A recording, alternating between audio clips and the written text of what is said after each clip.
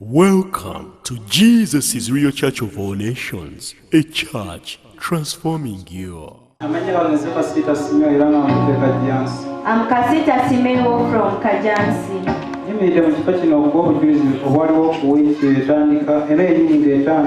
I've stood here to testify about something that happened at the beginning of this week. It isn't so different from the one that I gave last time because it's also concerning about imprisonment. When we left this place on Sunday after testifying concerning the prison, all of us went in each in his own direction.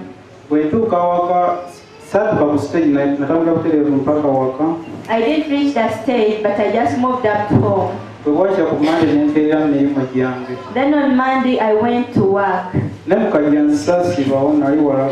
I didn't stay within Kajansi, but I went to some far place.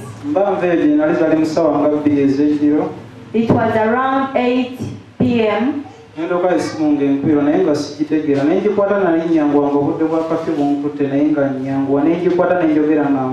Then I saw a phone call that I didn't understand, but I received it as I was riding. And the person told me, Kasita, where are you? And I said, I'm not around, but I'm on my way back.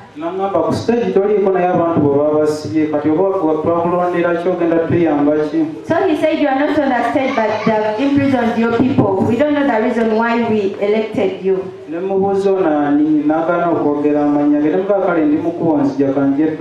I asked, who is this? But he didn't speak out. So I told him, let me come. I reached at the stage at 9 p.m.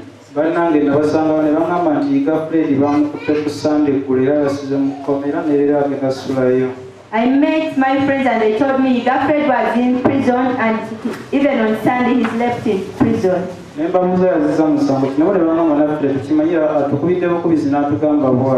So I asked them why they had imprisoned him, but they told me he didn't tell us.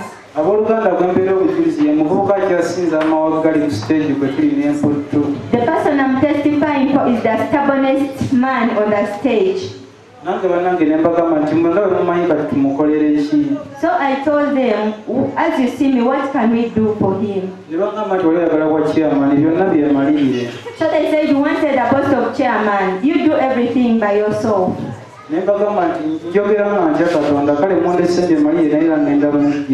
Then I said, I speak with the fear of God. You've left me to finish everything, but I will go and remove him by myself. They had collected 60,000 shillings.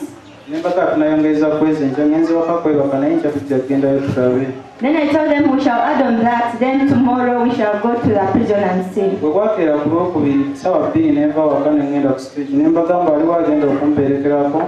Tuesday morning at 8 a.m. I left home and went to the stage and asked them who was going to follow me.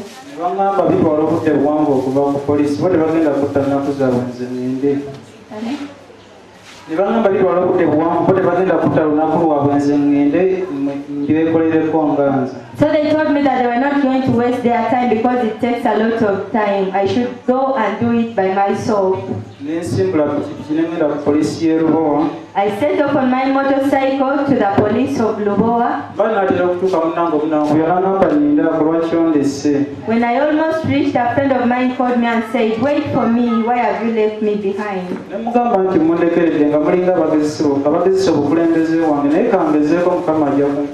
Then I told them, after all, you all abandoned me to test my leadership, but the Lord will help me.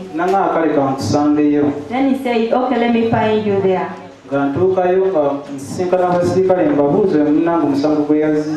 When I reached there, I asked the policeman the case that he had made.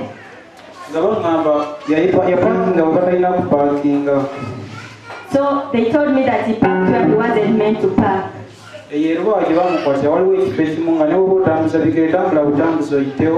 In Lubowa, where they arrested him from, there is a place that even when you are moving, you just have to move and pass by that place. But in that place there is Wi-Fi, and people who like free things can cause death. When he reached there, he went on his Wi-Fi. He was arrested and taken to Lubowa police station. And when they arrested him, they did not want anything from him. They only put him there and said it's up to him. So when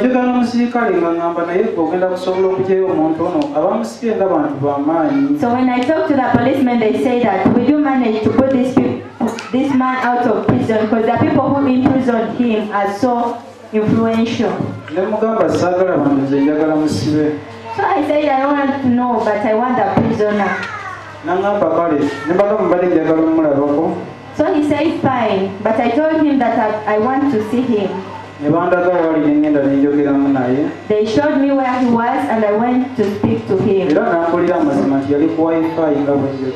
Then he told me the truth that he was on Wi-Fi, as I've told you before.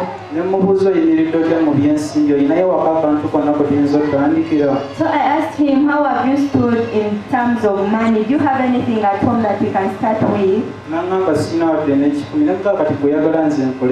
He said, I have no even a single penny. And I told him now what you want me to do.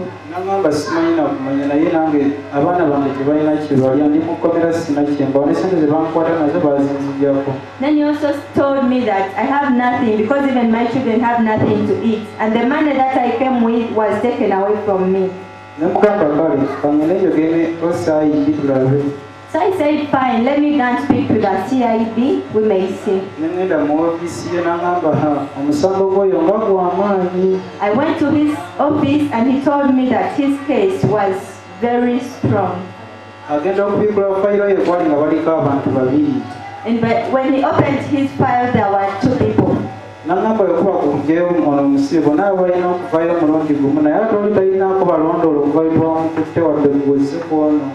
And he said that if you are to take someone out, they have to go both of them because we got 2 of them at once.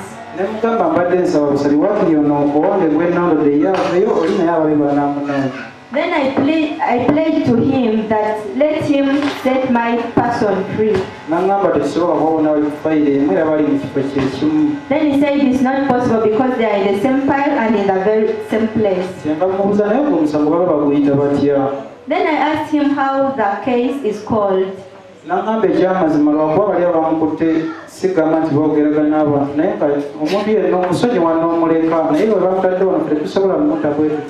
Then I said that surely it's not good because you can speak to people, but the people who imprisoned him are not easy. So I said I want to speak to you so that you can set him free, and I go along with him. So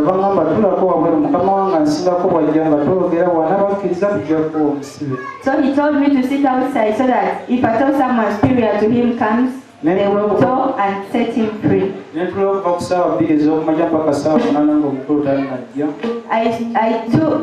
I sat from 8 a.m. to 2 p.m. when that man had not come. Yes, I couldn't leave. I thought that maybe I would leave and then immediately the other person returns. As it was approaching 3 p.m., he came. We went to his office with the CID. He explained the reason why I had gone there and he listened unto us. Then he told me that, what do you youth want? Because they can imprison you and then you pay money in things that are useless. Then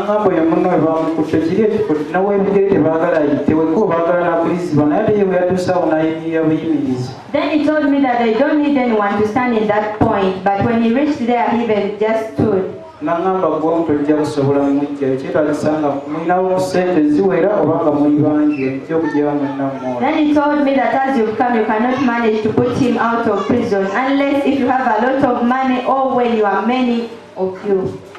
Nangamba era tomala budde budda waka gye wavudde. And then he told me that just go back home where you've come from.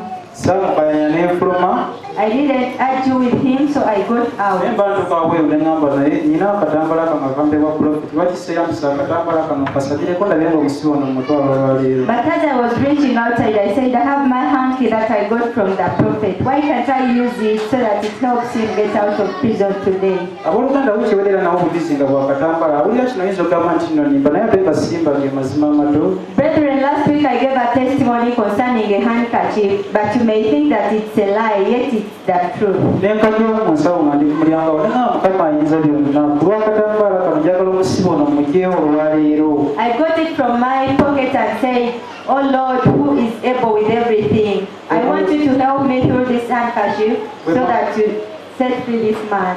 Bwe mmala okusaba najjukizawo nenzirawo mu ofisi mwe bangobye. After prayer, I went back to the office where they had sent me from. Mugamba mukulu omusibe mbadde nsaba mu muntu. Then I said, I'm requesting you to give me that prisoner. Eyali omukambwe yagamba kimukala obudde bugenzi ojja kukomawo enkya.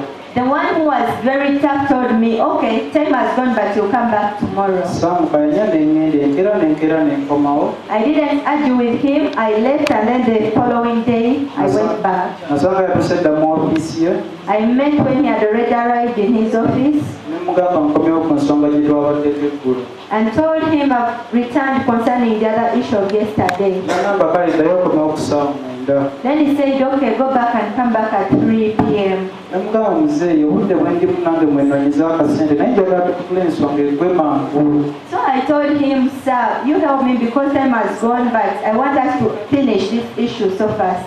Nambuuza olina ssente mmeka nemugamba tulina emitwalo 6. So he asked how much money we were having. I told him we are having 60,000 shillings. Nagamba n'okujoogojoga genda weetereze bw'oneetereza munaakomawo. Then he said that you go and organize yourselves, then you'll return. Nenkomawo nga sina wetandikira nagenda mu baluganda be bannaye mulinawo kye mulinawo nga buli omu agamba nedda. I returned and went to the relatives, and everyone was saying that he's having nothing. Mukama w'ekisa ekingi ne ngamba kankwate ekitabo mpite mu bantu ab'ekitundu. But I got a book and passed through the people. Netandika oyitamba naye nga bagamba mulina empisa endi ku stage awo tetujja bayamba mulina empisa endi tewali agenda kubawa ssente. And they all said, you're bad mannered on that stage, we shall not give you money. Asiimye n'amuwa tayagadde n'abireka. And whoever accepted gave us, and the others refused. Ngenda okuva mu kutambula n'ekitabo ekyo nga nfunye emitwalo 24. After that, I ended up my journey with 240,000 shillings. Naye nga bamuwadde agamba nziwadde lwa kubeera gwe wadde sikumanyi naye nziwadde lwa kubeera gwe. But those who gave in were saying that I've given in this money because of you. 21 egyo nagifuna ku ssaawa zandika 6 ogw'emisana. I got it at around midday. Ssaawa nga 6 ogw'emisana. Around midday. Kati ne baŋŋamba nenzijukira nti baŋŋambye essaawa 9 bbe nga nzirayo. Then I recalled that they told me to go back at 3 p.m. Ne ŋŋamba ssente nzifunye twagende. So I said, I've got the money, let me go back. Kati bwe nkomawo nafunayo ne munnange omu yanneegattako ndoza naye yawulira nga muli kimulumiriza. Some other person joined me. Ne tugenda ne tutuuka mu ofiisi omukulu ne tumugamba munnaye tukomyewo ku nsonga eyo n'agamba omuzze mutya. And we went back to the office, so he asked us that, how have you come? Namugamba ku mukaaga twongeddeko ebituwezezza 8. We told him that on the 60,000, we've added 20,000 to make 80,000 shillings. N'agamba ddayo mu ofiisi gye wasookedde yamanyi ky'anaakukolera. Then he told me that go to the office where I went first, and that person knows what to do for you. Bwe nagenda mu ofiisi eyo nagenda ssente zikutte mu galeegi emitwalo 8. When I went to that office, I was holding that money in my hands. Era omukulu namusanga natuuka nzimukwasa mu ngalo. And I gave it to that man in his hands. Nambuuza nga amaze zikwata ssente mmeka zompadde nemugamba ojja kubalira nange sibaze nga bazipatde buzi. Then he asked me, how much money have you given me? I said, I also don't know because I've not counted it. Nangamba kale genda ofune kopi y'endagamuntu ogireete wano n'oyo munno gozze naye. So he said, get a copy of your national ID together with the one for your friend whom you've come with and bring it. Netugenda awo era kumpi bwe bakolera walina okubundi bwabwe ne tuzirotesamu fena tufuna photocopy. We went and photocopied. Ne tuzireeta mu maaso ge n'agamba kale genda wali gwogidde empapula ezo bagabe bakuguze police bond. We photocopied the IDs and brought them back, so they told us to go and get a police bond. I bought the police bond and then brought it to himself. He filled it so fast. He stamped on it and told me that go and get your prisoner. The other friend also thought that he was going to get out of prison on our money. So he said that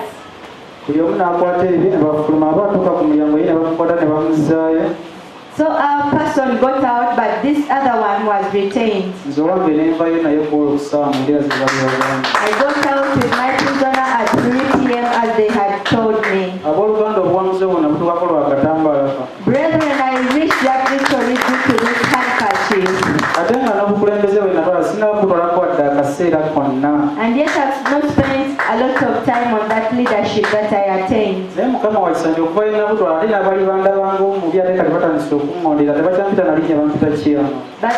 so much good because there were people who were looking at me with a bad eye and now valuing me and they called me chairman. Even that bad man as among my workmates have started changing. Another testimony is also concerning that very stuff.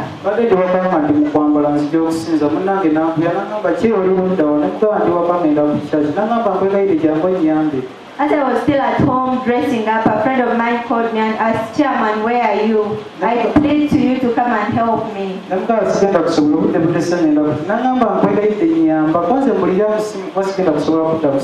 I told him I'm not going to be possible because I'm after time and I'm not coming back on the stage. He told me my motorcycle has been captured.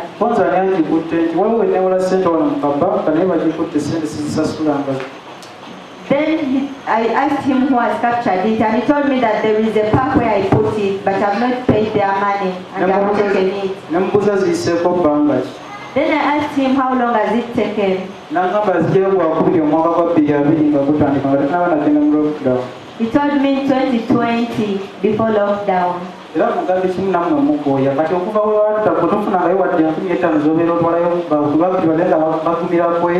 I told him that you're just there to make people tired. Haven't you ever got money in order to pay at least some money for that? Then I told him, okay, let me come and see. After dressing up, I first went to him before coming to church. And I met him with his motorcycle when they had put a chain on it. That wanted to imprison him also, but he told them that my chairman is coming. And those people thought that coming. But when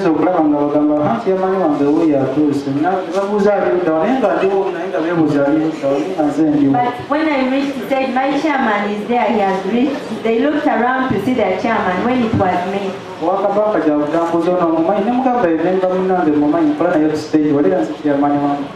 the bank official looked around and asked me that, are you the chairman? I said, yes, I am.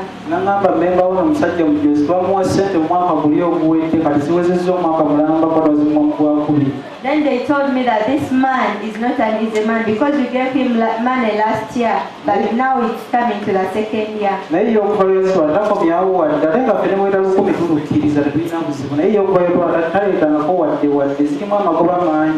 ever since we gave him, he has never brought back even 1,000 shillings, yet we accept any amount of money. So now we are going to imprison him. So So I told them that will not help you. mukoleko ekimu kiramuleka ye bwali munamugaya nga nepiki mugikutte tewajagenda kumuyamba. You leave him to do his work because even if you take him, your motorcycle won't help. Mukwate piki muto omuntu yagenda anoonye ssente. Take the motorcycle and release the person to look for the money. Mukama mbeeredde wakisa kuba bampuliriza mu kyo mbadde mbasabye. God has been grateful because they have listened to me. Era bamugambye mu ntandikwa okugyawo piki ewajja abaleetereko emitwalo 30. So that bamugambye mu ntandikwa okuba okumuwa piki aleeteko wadde emitwalo 30 kwezibwa mu banja. So they told him that in order to give him the motorcycle, he should first of all pay in 300,000. N'abagamba sinawadde n'ekikumi era sinawentandikira naye mumpe piki ate nange muntenyeze ku piki. And he said, I don't have a single coin and I don't have where to start from, but give me the motorcycle and then I'll start working. Bamugamba ekitasoboka tujja kubikuwa byombi gwe kale tukutadde naye piki yesigale wano ogenda olete emitwalo 30. So they said that is not possible. Let the motorcycle remain and then go and look for the 300,000 shillings. Sikosizza akatambola bracelet eno I've not used the hanky, neither the bracelet. naye nkolodde Yesu nagamba Yesu ayinza byonna konze embeera mu lunaku luno ndewo nga nono naye afunye obwenkanya. But I've said, Jesus, the one who is able, may this man receive. Nempita omukulu omuwa akapanka ne muzza wakali ne mugamba musala omusaasire ensente za booda teziwera naye nkwegayidde ku mitwalo 30 bw'aba aleseeko eno sobola omuwa piki. May this man receive justice. And then I went to the head of the bank and told him that this man retained the bike. N'agamba wazze nga tukunyoma naye njogerayo nnungi. Then he said, by the time you came, we were underestimating you, but the way you speak is so nice. Kankubuulire ekisembayo mugamba tuleetereko emitwalo 5 tumuwe piki. Let me tell you the last word. Tell him to bring 50,000 shillings and we shall give him the motorcycle. Munnange ne nkomawo ne mugamba bakugondezaamu agabadde 3 bakkiriza 5 genda kumanyi gy'ojijja nze ngenza ku kyaki kati tukibyo piki. So he returned and then I told him they made things simple for you. Bring the 50,000 shillings and they will give you the motorcycle. So I've gone to church. Abooluganda kibadde kisa kya Katonda okutuuka ku mitwalo 3 nga tewali nsonga yonna nakkiriza emitwalo 5 ate oyamuze.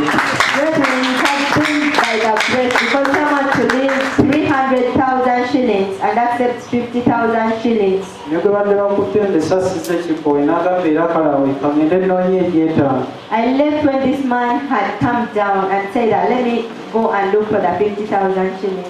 Bwe bubadde obudizibwa nga olunaku olwaleero.